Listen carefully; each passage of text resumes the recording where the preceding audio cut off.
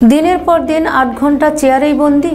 সাবধান, আপনি হয়তো নিজের অজান্তেই ধীরে ধীরে ক্ষয়ে যাচ্ছেন। সকাল ৯টা থেকে বিকেল ৫টা, এই ৮ ঘন্টার অফিস টাইম যেন এখন জীবনের অবিচ্ছেদ্য অংশ। কম্পিউটারের পর্দা, অফিস ডেস্ক আর ঘাড় নিচু করে বসে থাকা, এই যেন আধুনিক কর্মজীবনের রুটিন। অফিসে তো বটেই, ঘরেও একটানা দীর্ঘ সময় বসে কাজ করেন। এসব কাজের বেশিরভাগই হয় ডেস্কে, কম্পিউটারে। এমন কাজে পরিশ্রম হয় ঠিকই, তবে তা কায়িক শ্রম নয়। আপনি ঠিকই কাজ করছেন, কিন্তু আপনার শরীরটা বসে আছে। আবার কাজকর্ম সেরে বাকি সময় বসে বসে মুঠোফোনের পর্দায় সময় ব্যয় করেন।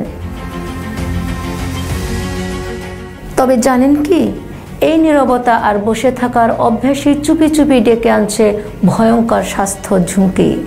অনেকে একটানা অনেকটা সময় বসে থাকলে শরীরে জড়তা চলে আসে, ব্যথা বেদনাও হতে পারে, আর সৃষ্টি হয় দীর্ঘমেয়াদী বিভিন্ন রোগের ঝুঁকি।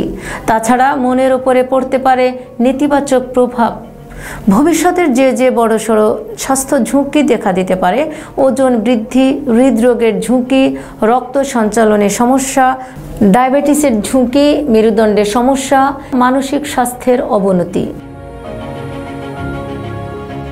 সুস্থ থাকার জন্য যা করবেন: প্রতি ঘন্টায় একবারের জন্য হলেও চেয়ার ছেড়ে উঠুন।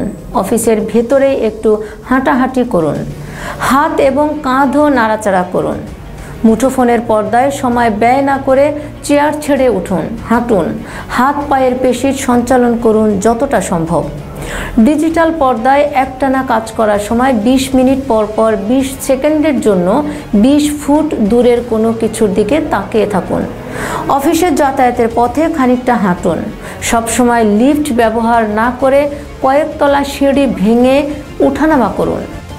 অফিসের আগে বা পরে শরীরচর্চার অভ্যাস করুন। সপ্তাহে অন্তত ১৫০ মিনিট মাঝারি তীব্রতার ব্যায়াম করুন।